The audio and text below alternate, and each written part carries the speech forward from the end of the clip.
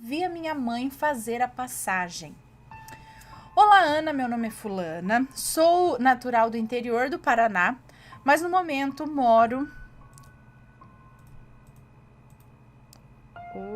Isso, tá certo. No momento moro no Mato Grosso. Bom, pode ler tranquila, pois não haverá nomes. Para que você entenda bem, eu, desde muito pequena, convivo com o sobrenatural. Já vi e ouvi muita coisa, coisas boas e coisas terríveis que ainda vou te mandar. Agora veio o relato. Isso ocorreu em 1999, quando eu tinha 13 anos e eu 14. Acontece que em setembro desse ano, a minha mãe descobriu que era portadora do vírus HIV. Não preciso dizer que o nosso chão caiu, pois nessa época ainda não havia tantos recursos como há hoje para o tratamento. A minha mãe ficou arrasada. Sabe, Ana, ela sofreu demais na vida. Casou cedo, num casamento arranjado. Teve 3 filhos desse primeiro casamento. Era maltratada, abusada, até que fugiu de casa apenas com a roupa do corpo e os filhos pequenos a tiracolo. Então, teve que ser pai e mãe, mas trabalhava tanto que não podia dar a devida atenção aos meninos. Ela teve apenas meninos desse casamento e após alguns anos, já em outra cidade, conheceu meu pai. E aí eu nasci, sendo a única menina e caçula. Nem preciso dizer que era o xodó da casa. Entre esses meus irmãos, o do meio era o mais apegado comigo e praticamente me criou até os meus 3 anos, quando infelizmente ele foi morto. Só tinha 17 anos. E por ciúmes do padrasto, da namorada dele...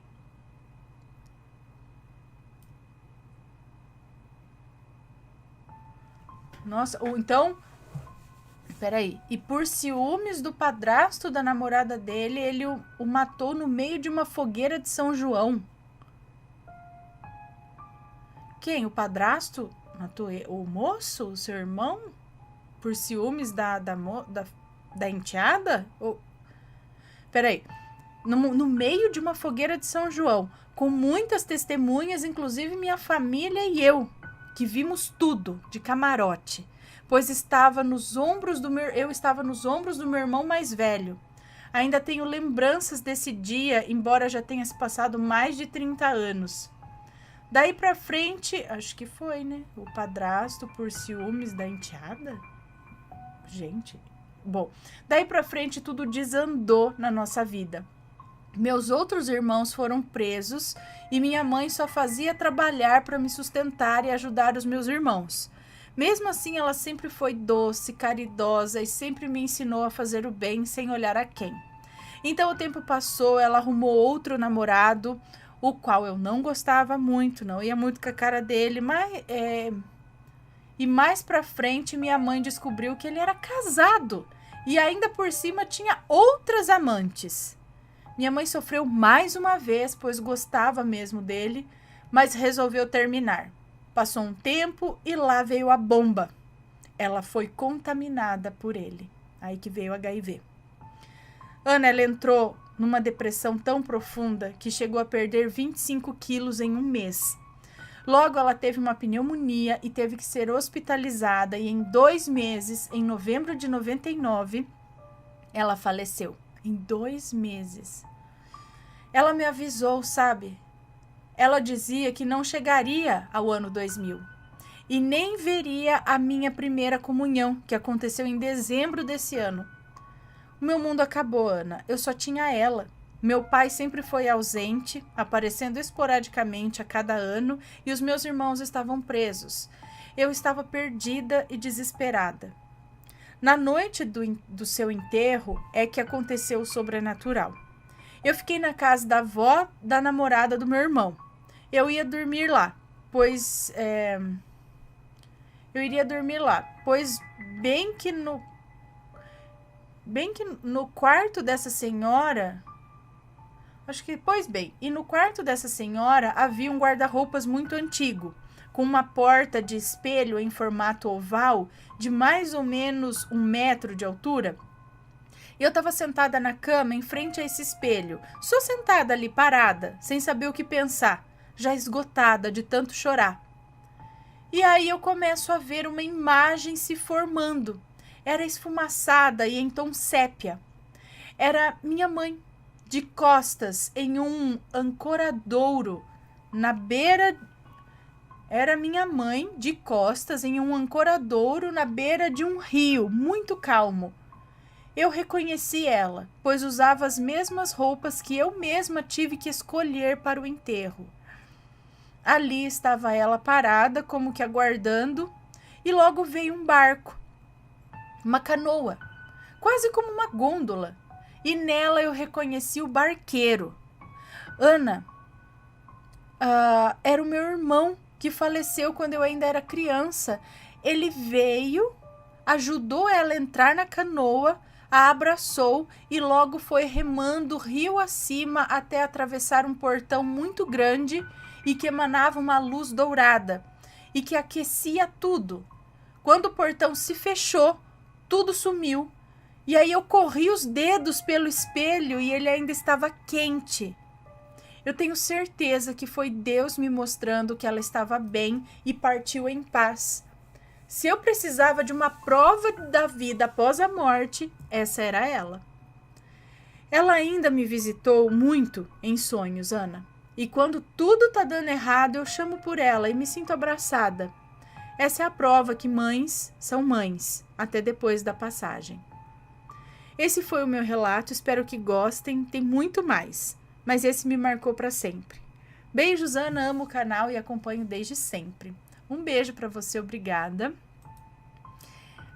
E aí é que eu lembro do questionamento daquela outra moça, daquele outro relato, onde a criança também perdeu a mãe e ela pedia para a mãe dela aparecer, ou para algum anjo, alguém, né, alguma coisa vir num socorro, e ela fala, mas nunca nada apareceu, nem um santo, nem um anjo, nem o espírito da mãe.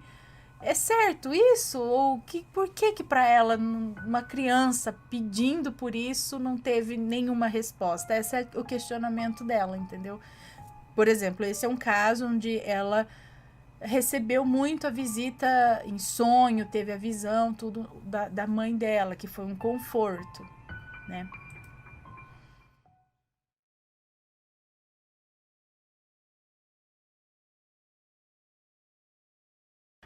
Então vamos ler relato, né, do Egum aqui, ó. Possessão no carnaval por Egum. Olá, me chamo fulana, tenho 30 anos e sou casada.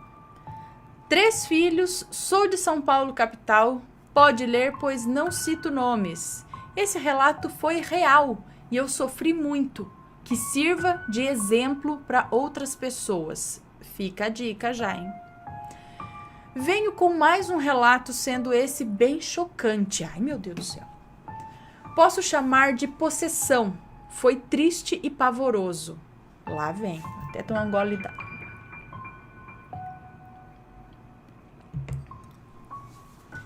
Bom, vamos do início. Em outubro, tá rolando outubro aqui nas coisas, ó. Em outubro de 2016, descobri que estava doente. Fui diagnosticada com TAG, transtorno de ansiedade generalizada, TAG. Mas como assim? Eu não sou ansiosa. Foi o que eu pensei quando o psiquiatra me diagnosticou. Descobri quando passei mal dentro do metrô, voltando para casa do trabalho. Taquicardia, falta de ar. Pensei, meu Deus, eu vou infartar. Mas fiz todos os exames e não deu nada de errado. Fui encaminhada ao psiquiatra. Ela me passou alguns medicamentos e entre eles um para dormir, fortíssimo. Tomei os outros para ansiedade, mas relutava comigo para não tomar nenhum tarja preta, pois eu tinha medo da dependência, que é perigoso mesmo. Bom, eu não tomava. Minhas consultas eram quinzenais, então pegava a receita e comprava todos os remédios, mas mesmo assim, do tarja preta eu não tomava, pois cursei enfermagem e sei muito bem o estrago que ele pode causar se não tomá-lo certo. Então eles ficavam guardados longe de todos e principalmente das crianças. Percebi que meu comportamento estava diferente entre novembro e dezembro do mesmo ano de 2016. Eu estava nem aí para nada, estava agressiva, debochada e afrontava todo mundo ao meu redor. Não era eu. Então a minha mãe me leva ao terreiro de Umbanda, onde sempre frequentamos. Me afastei, nem mesmo para assistir os trabalhos ou tomar um passe. A minha desculpa era falta de tempo, mas no meu íntimo eu sabia que não era. É difícil falar isso, mas eu não estava nem aí para nada, nem para minha família, nem para os meus filhos, nem para minha casa, que era novinha, tinha mudado no dia 7 de outubro. A minha mãe me levou lá e a mãe de santo, que hoje é minha mãe de santo, disse que estou em desenvolvimento. Que hoje é minha mãe de santo, pois estou em desenvolvimento na casa. Ela me disse que estava com encosto. Eu estava com encosto. Uma pombagira mandada. Ou seja, uma pessoa me mandou essa pombagira para me prejudicar. Bom, na sessão de descarrego, a médium incorporou a tal pombagira. Porém, para minha surpresa, ela disse que era minha pombagira, que estava comigo desde que eu cheguei a esse plano e que queria trabalhar comigo, que já estava na hora.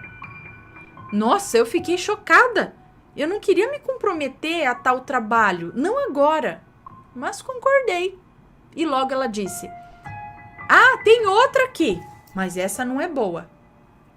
Enfim.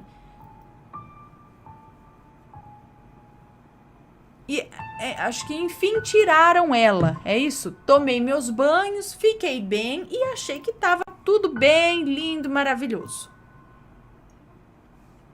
Melhorei meu comportamento e achei que nada mais ia me atingir.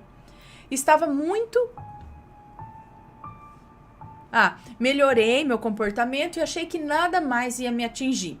Eu estava muito, muito errada.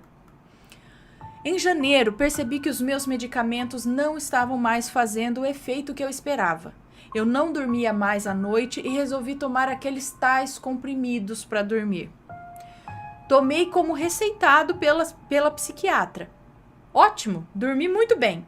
Porém, não tomava diariamente, porque sentia o efeito dele no meu corpo mesmo após 24 horas de ter tomado ele. Eu ficava relaxada e calma, me fazia bem. Porém, como qualquer medicamento, não se deve tomar bebida alcoólica jamais. A minha vida foi seguindo tudo bem. Até chegar o carnaval. Foi quando tudo mudou. Estava tomando meus medicamentos certinho, sendo o carnaval na terça-feira. Não, eu estava tomando meus medicamentos certinho. E sendo carnaval na na terça-feira de carnaval, eu fui para a casa do meu primo, que por sinal morava na Avenida 9 de Julho, super perto da Avenida Paulista. E a Rua Augusta, super badalada e famosa em São Paulo por bares e casas de shows. Lá é o point do carnaval. Ele me avisou no sábado e disse que na terça era para eu ir lá para conhecer o AP dele e irmos para conhecer a Rua Augusta, já que eu nunca tinha ido lá. Carnaval lá tem diversos bloquinhos.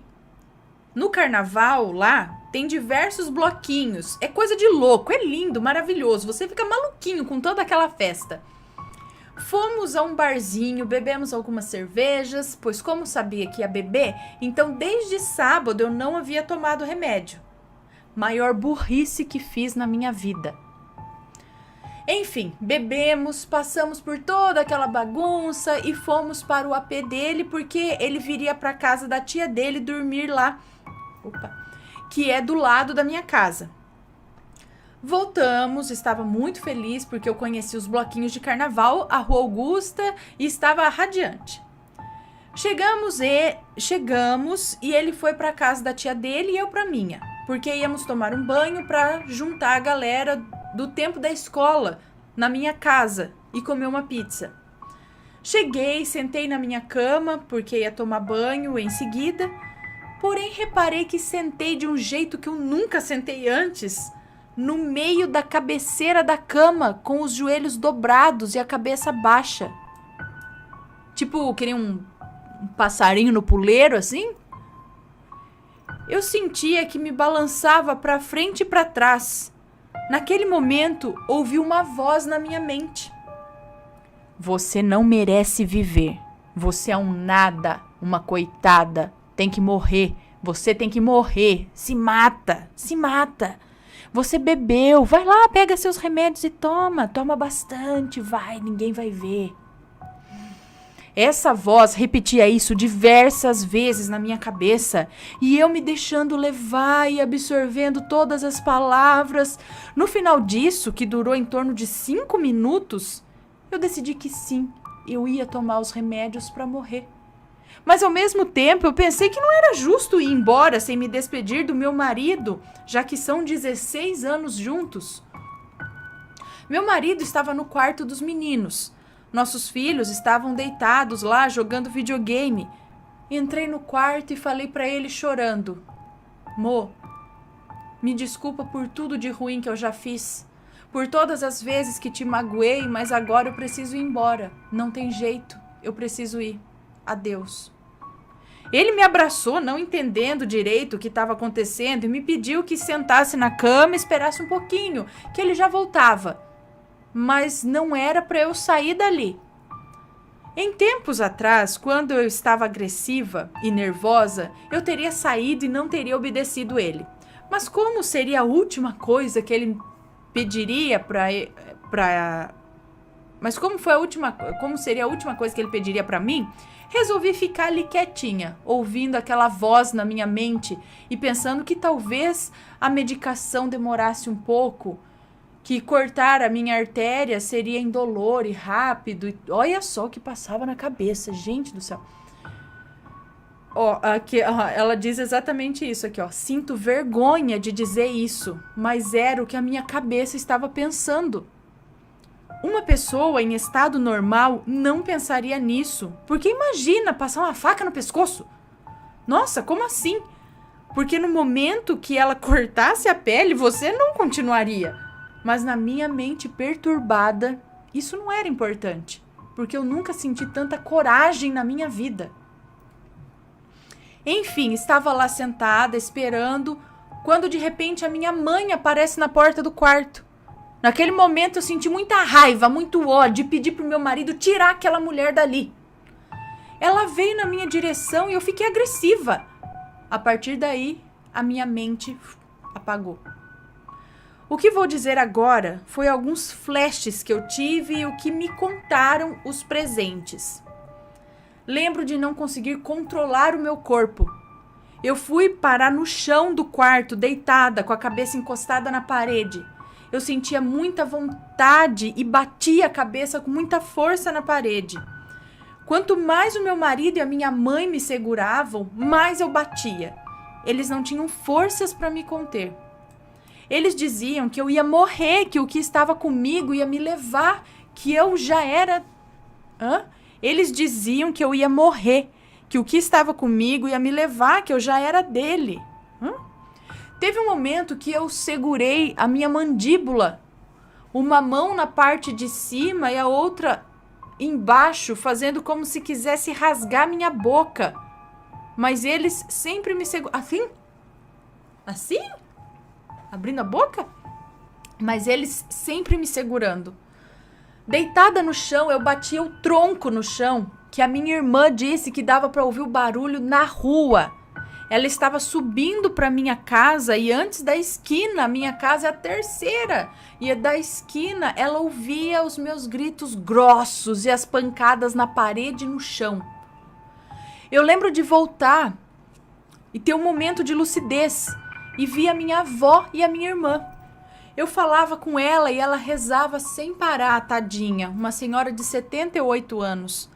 Mas esses momentos de lucidez duravam de 10 a 15 segundos.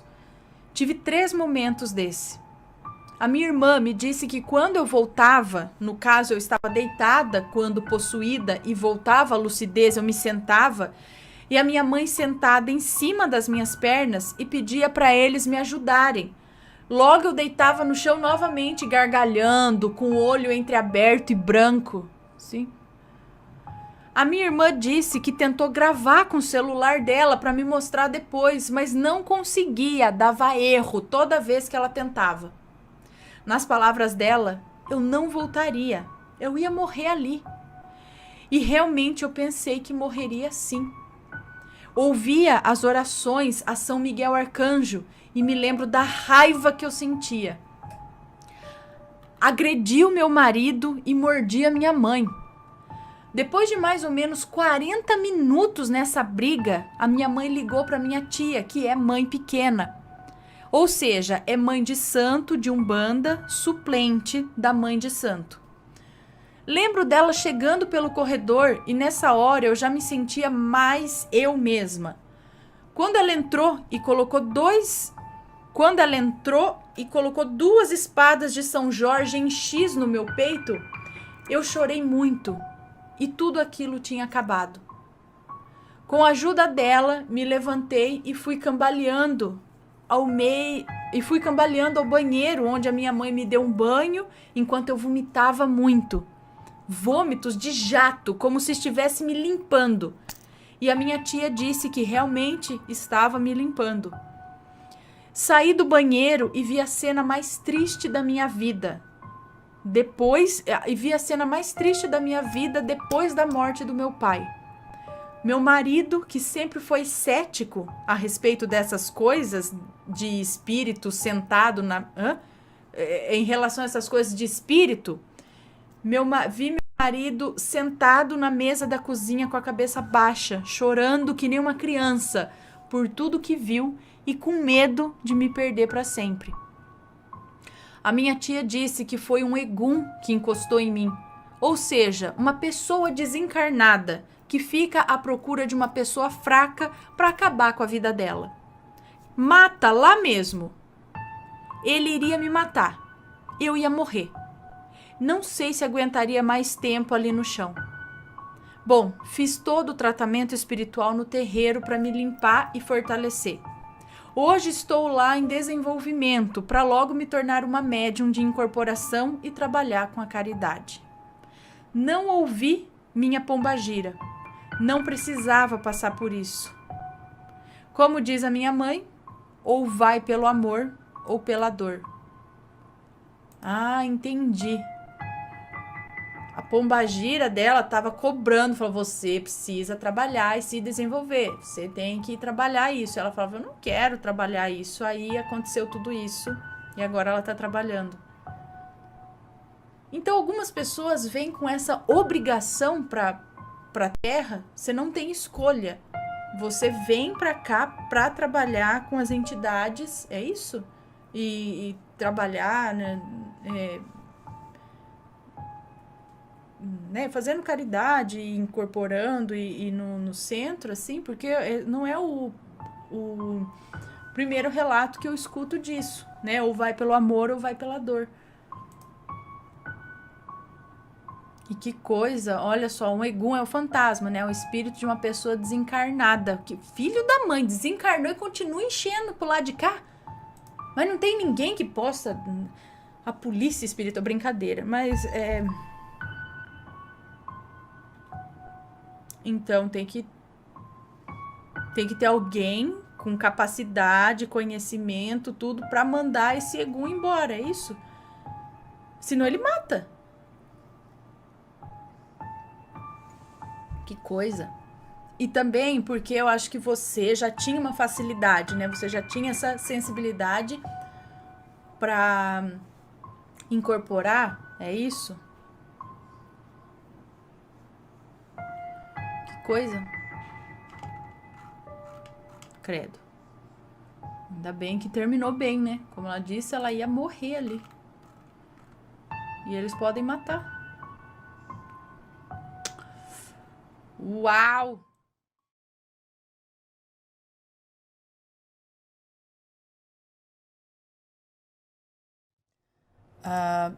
Beleza. Tem um aqui que eu achei interessante. Tem uma foto. E, assim, a foto não é nada demais, tá? Mas eu acho que eu vou contar ele pra vocês.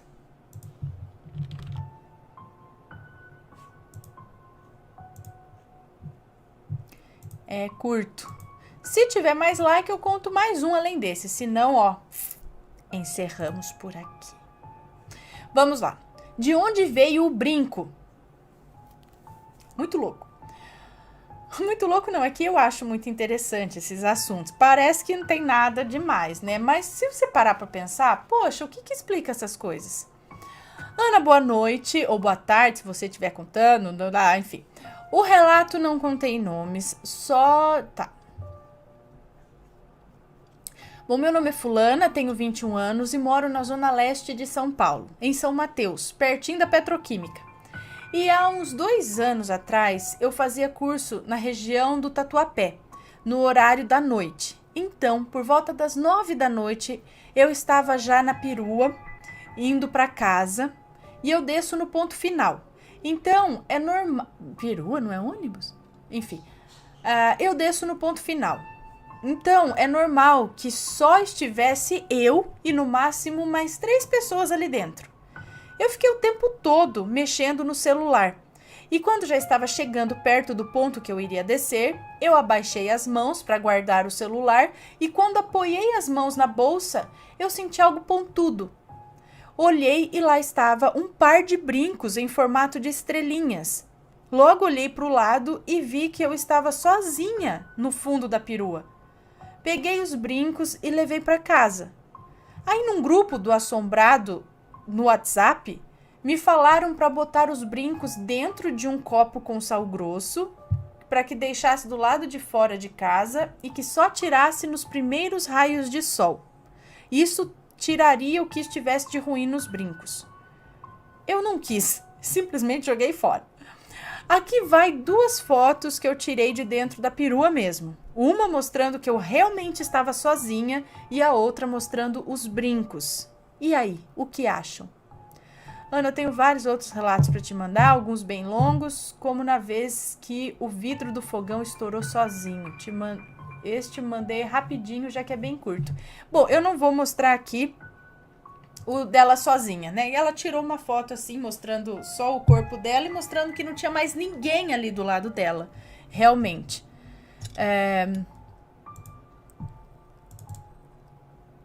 Eu só vou aqui mostrar os brincos, tá?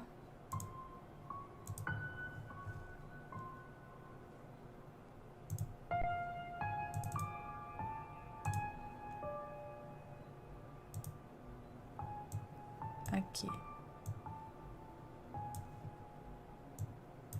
Então foi esse daqui, ó. Tá vendo? Isso aí tava em cima da bolsa dela. Apareceu. Do nada. Em cima da bolsa, não tinha mais ninguém lá. Na perua, no ônibus, não sei. E aí apareceu esse par de brincos ali.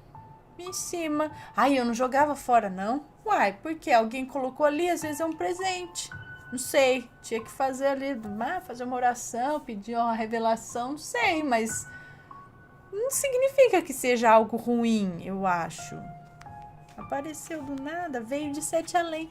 Sabe aquele lance dos objetos que aparecem? Tem os que desaparecem, né? E tem os que aparecem. Alguém por aí perdeu um brinco de estrelinha, sumiu da tua casa, apareceu lá na bolsa dela, tá? Gente, então eu acho interessante essas coisas.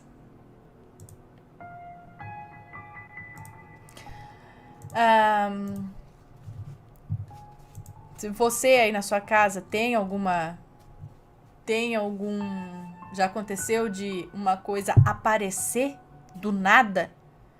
Tem uns relatos aqui que a gente já contou de brinquedo que apareceu. Tipo, fez uma cópia do brinquedo. CD que apareceu. Chave de casa que apareceu do nada. Anel. Muito legal. correntinha, pingente, né?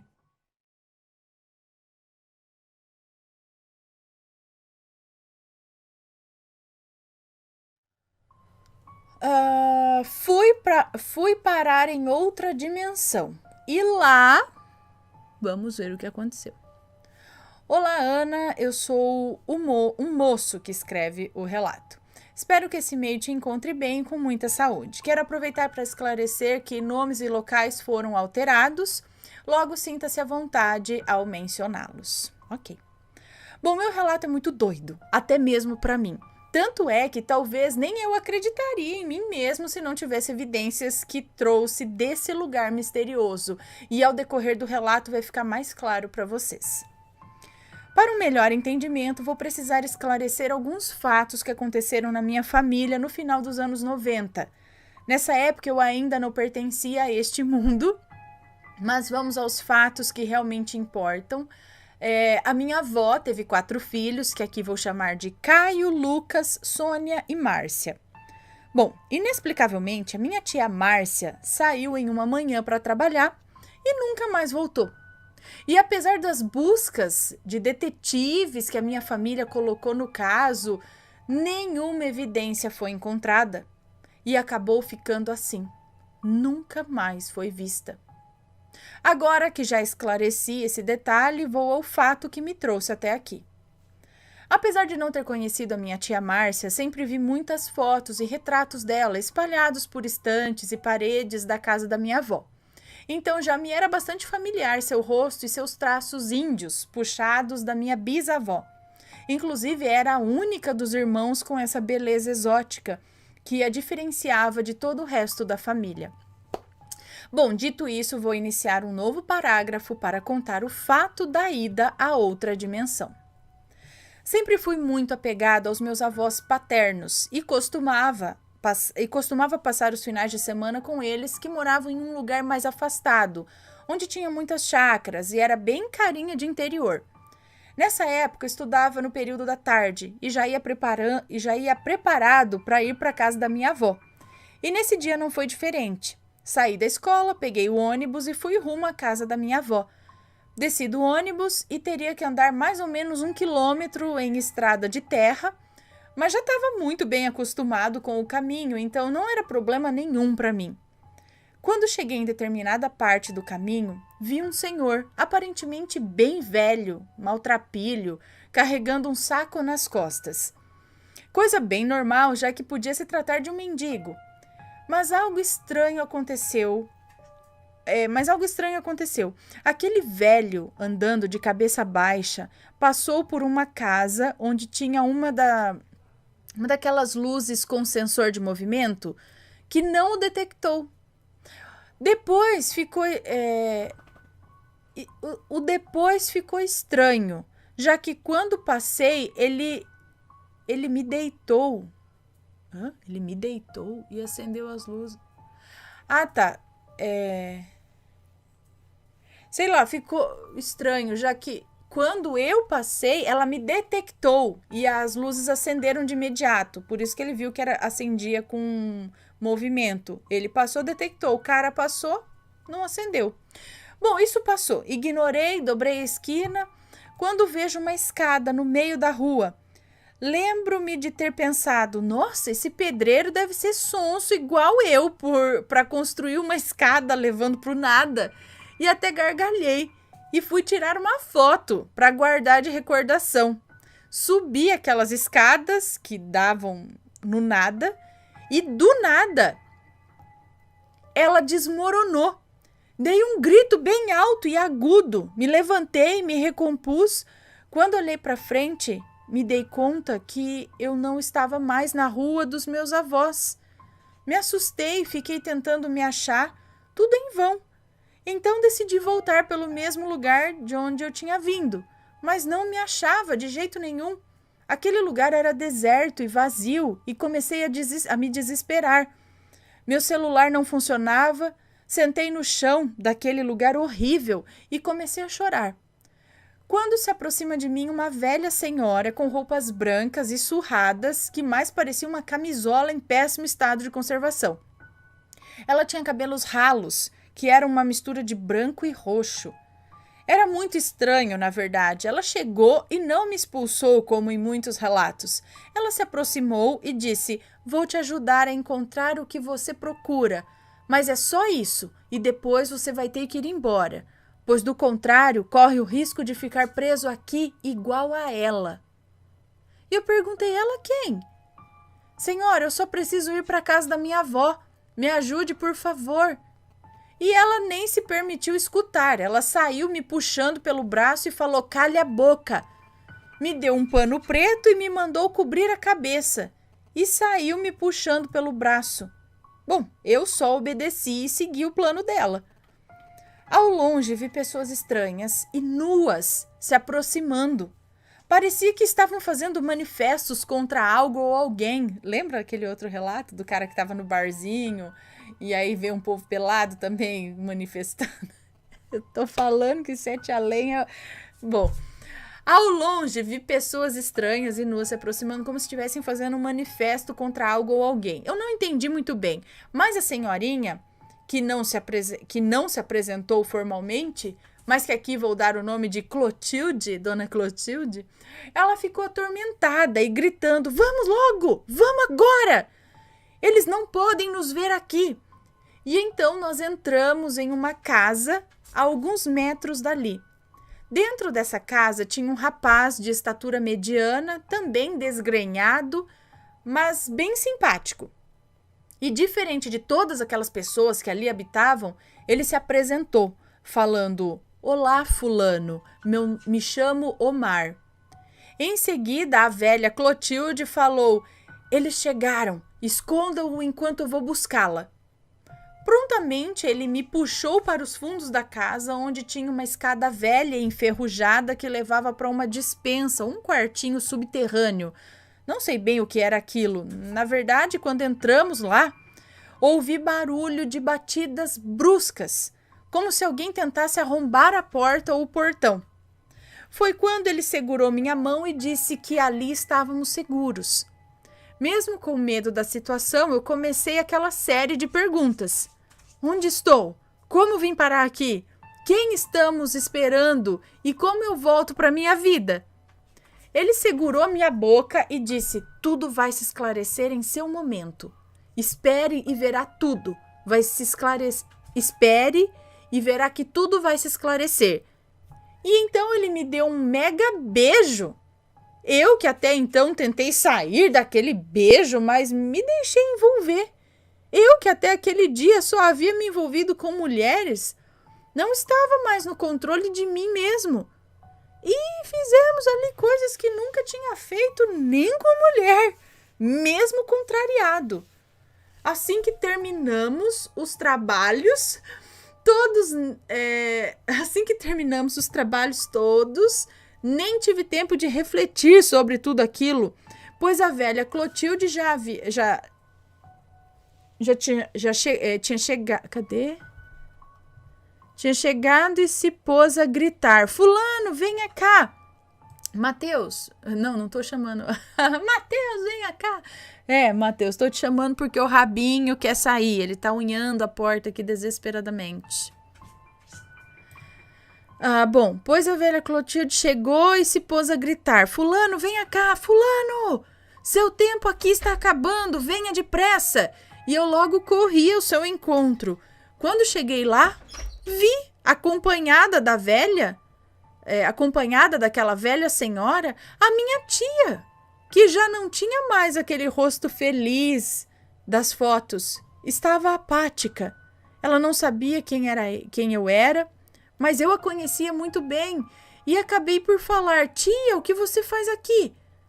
A avó está à sua procura há tantos anos, ela sofre tanto a sua falta. E eu não obtive resposta alguma, a não ser aquela velha senhora falando: a sua chance de transpassar seu... A sua chance de transpassar seu recado... essa é a sua chance de transpassar o seu recado, mas o faça logo, antes que ele se vá. Pois esta passagem já se abriu e já se fechará. mas nenhuma palavra sequer saiu, e mais nenhuma palavra sequer saiu de sua boca, é isso?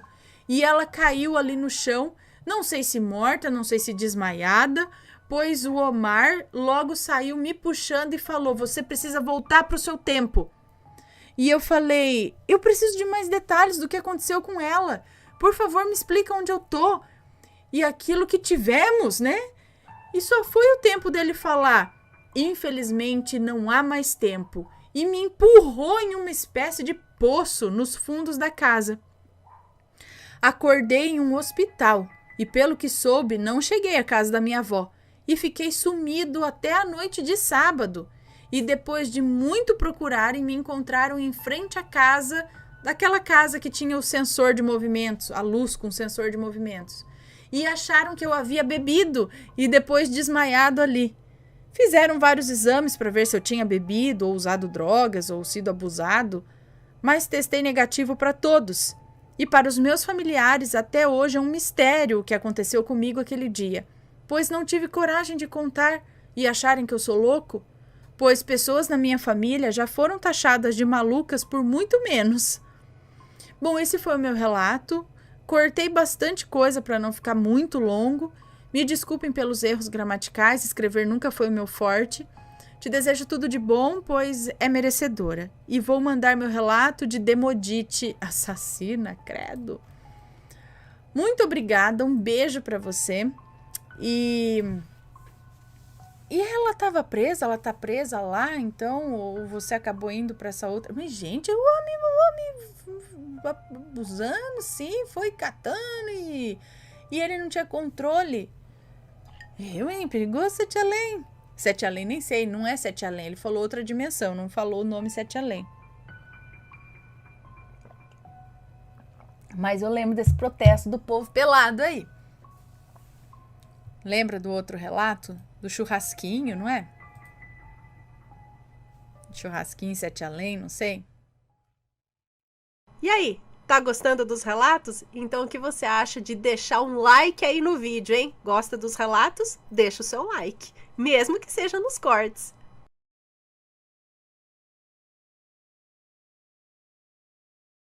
A ex-namorada maledite do meu noivo. Vamos ver o babado aqui, gente. Oi, Ana, Matheus e Assombrados, tudo bem com vocês? O meu nome é Fulana, eu sou de tal lugar e vou contar um relato que aconteceu comigo em 2019. Eu cresci em uma cidadezinha do interior de São Paulo e vim pra cá aos 8 anos de idade. Nasci inserida no kardecismo. A minha falecida avó falava que eu era a reencarnação da mãe dela, mas esse relato fica para uma próxima. Bom, no ano de 2019, eu estava namorando com meu então noivo, que aqui vou chamar de Leandro. Nomes todos trocados, ok? O Leandro tinha uma namorada, que vou chamar de Tainá, que insistia muito em ser a minha amiga. E eu, como a boba que eu sou, acabei me tornando amiga dela. E um detalhe, ele não tinha contato algum com ela há anos. Chegamos a sair uma vez juntos e tudo mais. Mas até então a fulana estava namorando um rapaz que vou chamar aqui de Roberto. Meses após iniciarmos essa amizade, o Roberto terminou com a Tainá. E após algumas semanas, o Leandro terminou comigo. Ela começou a querer estreitar cada vez mais a nossa amizade, chegando até a frequentar a minha casa, dormir aqui e conhecer as minhas outras amigas. Em um dia que ela veio para minha casa, eu estava com uma coisa... Amiga aqui? Eu estava com uma amiga aqui, onde estávamos bebendo uma cervejinha e tal, quando a Tainá começou a falar que a família do ex-namorado, do meu ex-namorado, Leandro, fazia bruxaria e tudo mais, que eles haviam feito algo para mim. A lixeira que estava na pia da churrasqueira, sabe aquelas de conjunto, sabe? Que tem o porta-detergente, o lixinho e tal, tudo do mesmo grupinho. E aí essa lixeira começou a pegar fogo. Nós corremos para apagar aquele fogo e assim que apagamos, eu fui até conferir se o fogareiro do narguilé, o narguilé, não sei, estava perto ou algo do tipo. E ele estava longe e já estava até frio. Achamos muito estranho tudo aquilo, mas não ligamos, deixa pra lá. A minha casa é muito grande. Após o ocorrido, fomos para o começo da minha garagem, onde tem uma parede, onde tem uma parede e um aquário. Ficando o aquário a uns 10 centímetros da parede. Colocamos as nossas cadeiras em frente ao aquário e a Tainá continuou falando das questões lá de bruxaria vindas da família do meu ex.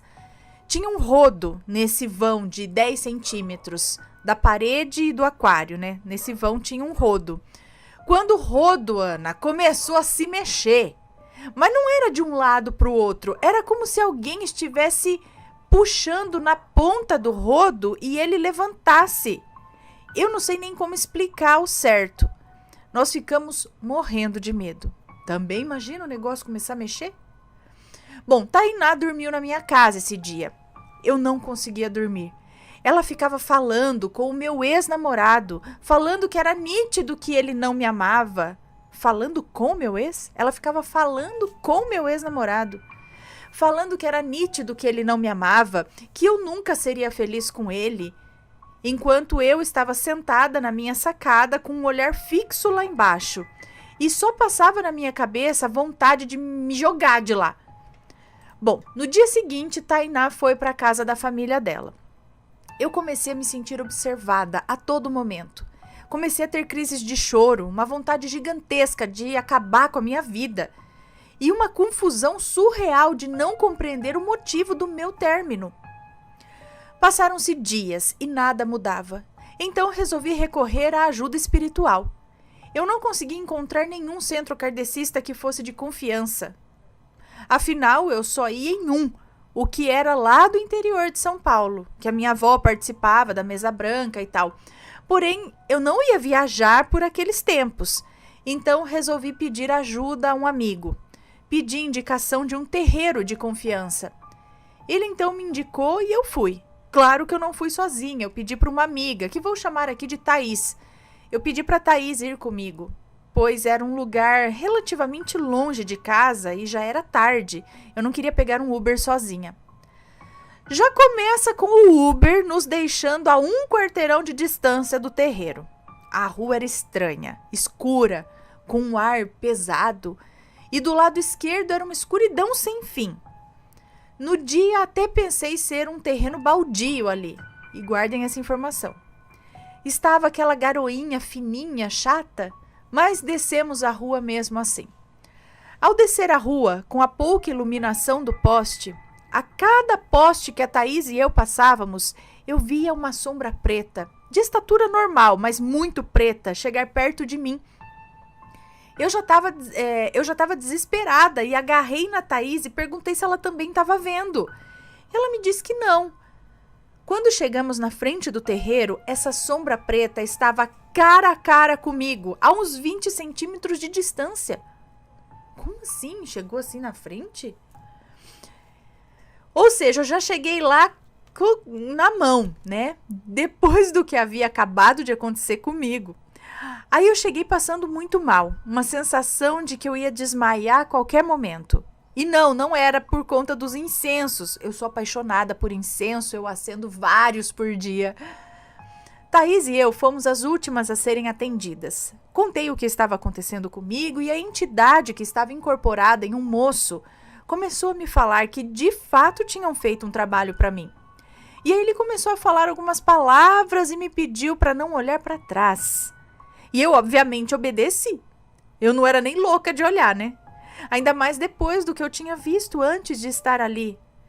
Foi quando o moço que estava incorporado puxou levemente o meu braço. Nisso tinha um outro rapaz atrás de mim, que começou a grunhir. Ele gritava palavras que eu não entendia. Eu via a sombra dele pelo piso. O rapaz se retorcia, até que a entidade falou algumas palavras e o que quer que estivesse ali com o rapaz foi embora. Eu não parava de chorar nesse momento. A entidade então me deu um pote com água de cachoeira, pedindo para eu tomar banho com aquela água, do pescoço para baixo, para me proteger mais. Falando também que não, a família do meu noivo não mexia com nada de ruim, que quem havia feito aquilo comigo era uma mulher que queria se aproximar de mim a todo custo e não queria me ver feliz com o passado dela. Ou seja, né? Logo deduzi que foi a maledite da ex-namorada do Leandro que fez. Saí de lá extremamente leve, mas com muito medo do que eu havia presenciado naquele dia, né? O meu braço estava doendo muito, mas não fazia sentido, pois a puxada no meu braço foi bem de leve, como um carinho, sabe? Uma semana depois, o Leandro pediu para voltar comigo e que não sabia o que havia acontecido com ele para ter terminado. Do nada, né? Sem motivo. Tainá ainda insistia em ter contato, mas eu não quis mais saber. Fiquei aliviada em saber que ela, depois de meses, se mudou de estado. Porém, vira e mexe me manda mensagem ainda, mas eu finjo que nem vi. Agora o desfecho do local que eu vi aquela sombra na rua do terreiro.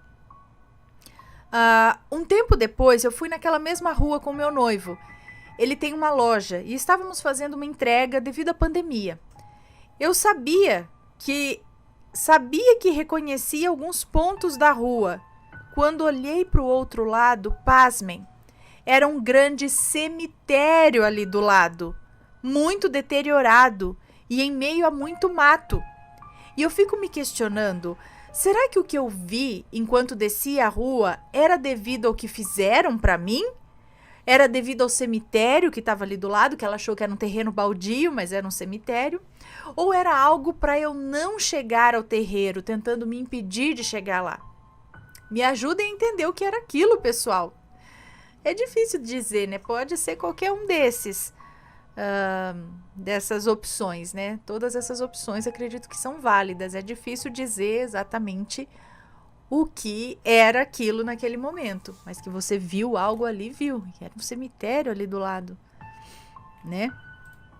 Então foi a maledite mesmo, querendo se fazer de amiga, querendo se enfiar na sua vida, querendo papapá, mas o intuito era destruir tudo mesmo, né?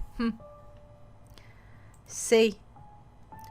Aqui anotei que eu contei. E vocês sabem que não dá para contar muitos relatos de maledite, né? Eles são longos e alguns aqui, até que encontrei uns mais curtos hoje.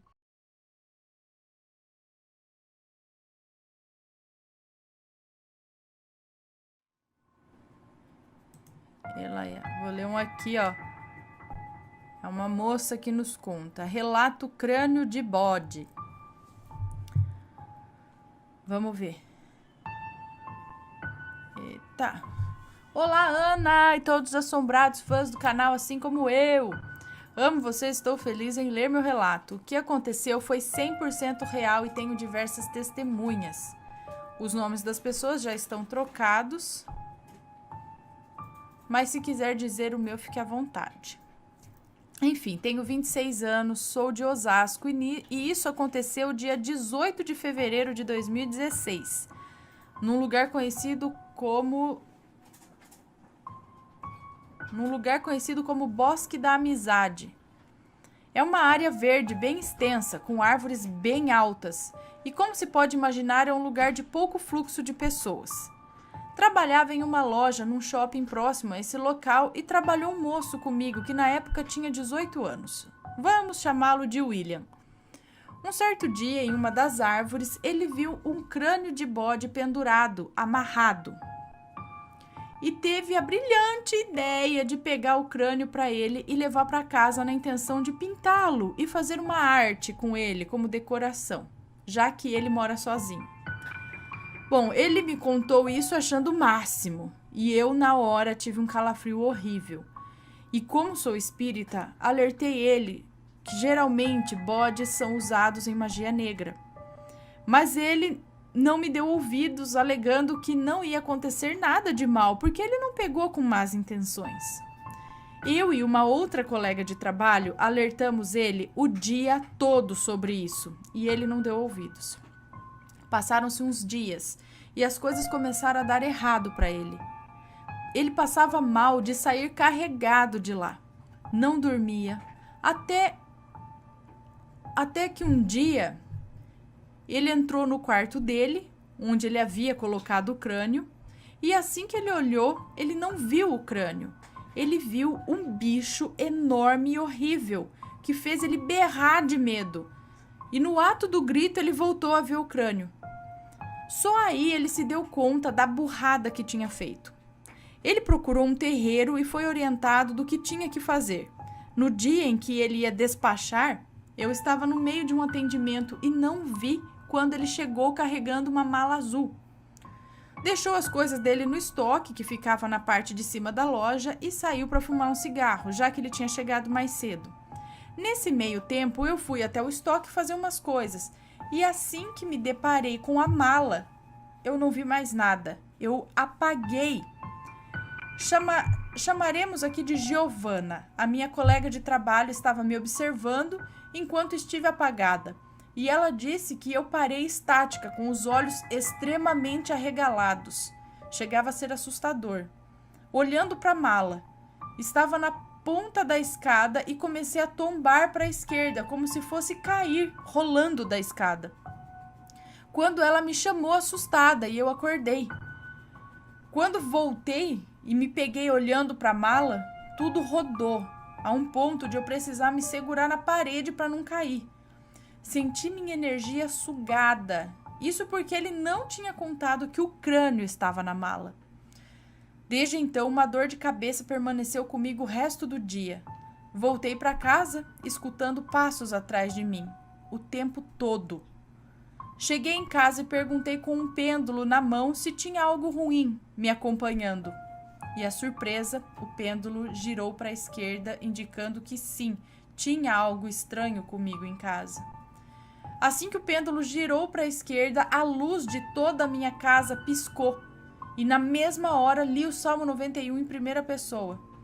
Enquanto orava, as coisas estralavam sozinhas no andar de baixo, como se alguém estivesse fuçando lá.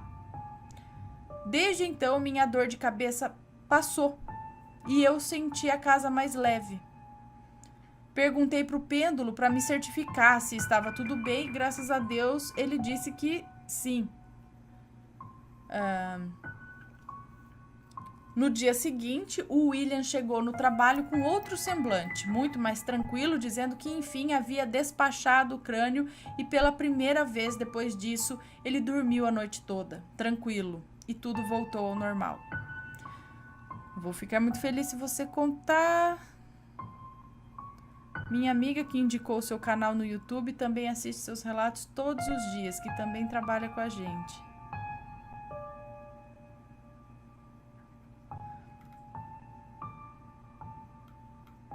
Legal. Olha lá, vai mexer com coisa, por mais que não... A gente não sabe por que aquilo tá ali, né? Quem colocou, por mais que não pareça um trabalho, alguma coisa assim, né? Você não sabe que energia... É a mesma coisa de você pegar uma boneca que tava na rua, pegar um objeto, né, que tava na rua, pegou um crânio de um bode, que vai saber o que foi usado aquilo. Não dá pra pegar não, gente.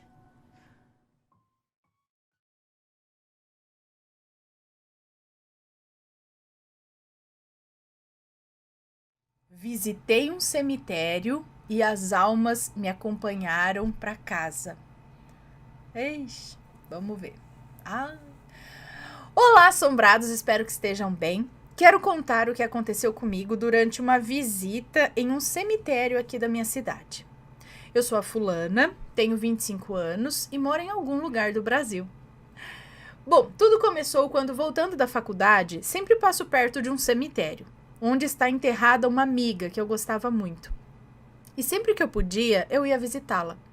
Levava algumas margaridas em um vaso de flor, que era a flor que ela mais gostava, e colocava ali no túmulo dela. Fazia isso pelo menos uma vez por mês. Algum tempo depois, veio a falecer uma tia minha, e não pude ir ao velório nem ao enterro, por problemas pessoais e profissionais mesmo. Então, 2 dias após o enterro dessa minha tia, eu fui ao cemitério levar flores para ela e fazer ali uma oração, né? Minha tia foi enterrada no mesmo cemitério da amiga que eu sempre visitava. Enquanto rezava, me senti meio tonta. Então eu respirei fundo e quando olhei para as árvores, eu vi meio que um rosto me olhando. Eu senti medo. Me despedi da minha tia e fui embora. Chegando em casa, fui tomar um banho e iniciar os meus trabalhos de faculdade. Foi quando senti uma dor no umbigo, umas pontadinhas bem incômodas. Acreditando ser o meu ciclo menstrual que estava chegando, eu não dei tanta atenção. Depois, procurando saber, entendi que é pelo umbigo que as almas sugam a nossa energia. Fazendo o meu trabalho ali de faculdade, sozinha em casa, eu ouvi a porta da cozinha bater. Me levantei e fechei. Voltei para a sala, continuei meus trabalhos. Assim que me sentei na cadeira para continuar, eu vi um vulto entrando no meu quarto. Um vulto preto mesmo, assim. Então pensei em ignorar tudo aquilo porque seria melhor, pois eu estava sozinha em casa e se eu desse atenção para isso, eu ficaria com medo. E não faria o meu trabalho de faculdade que eu teria que entregar no dia seguinte. Comecei a ficar sem energia, meio que cansada, com sono. Então tomei um energético, me senti melhor e voltei para o meu trabalho. Alguns minutos depois, ouvi barulhos de alguém na cozinha. Era como se alguém estivesse lavando vasilhas. E lentamente fui me aproximando e não tinha ninguém. Voltando para a sala, que era onde eu estava fazendo os meus trabalhos de faculdade, ouvi uma voz feminina dizendo: morri. Saí correndo de casa e fui para casa de uma vizinha. Ali, explicando tudo para ela, ela me disse que eu trouxe almas do cemitério comigo. Me disse também da importância de entrar em um cemitério, saudar o guardião, tampar o umbigo e pedir licença para as almas que ali estão. Me disse sobre a importância de, quando sair de um cemitério, pedir que as almas que ali estão não venham me acompanhando para casa. Gente, eu não sabia de nada disso. Eu sempre fui meio leiga para assuntos sobrenaturais. Bom, eu acredito que eu tenha, sim, trazido alguma alma para dentro de casa. Depois disso, eu orei o Salmo 99 e o 66, em voz alta dentro de casa. E nunca mais ouvi e nem vi mais nada. Eu pedi que elas fossem de encontro a Deus, pois não pertenciam mais a esse mundo. E graças a Deus nunca mais tive contatos sobrenaturais. E quando volto ao cemitério, sempre peço licença às almas que ali estão. Tapo o umbigo para não sugarem a minha energia e sempre me despeço com respeito de todos que ali estão, principalmente do guardião do cemitério. Bom, esse é o meu relato, fico feliz em contar. Um abraço do tamanho do mundo para você, Ana. Um beijo, muito obrigada. Ai, gente, eu não sabia essas coisas também, não. Quantas vezes já entrei no cemitério, saí, sem falar nada com ninguém. Mas pelo menos eu acho que ninguém me seguiu. Mas você segue todo mundo que entra? Pouquíssimas pessoas, eu acho, fazem isso quando entram. Talvez sigam, talvez, dependendo do espírito que está lá, quando ele sente talvez algum tipo de afinidade, acha você parecido com alguém, ou veja uma sensibilidade maior, talvez acompanhe. Talvez acompanhe, não sei, gente. Mas o negócio é, né, fazer isso. Por que não, né? Por via das dúvidas, melhor seguir.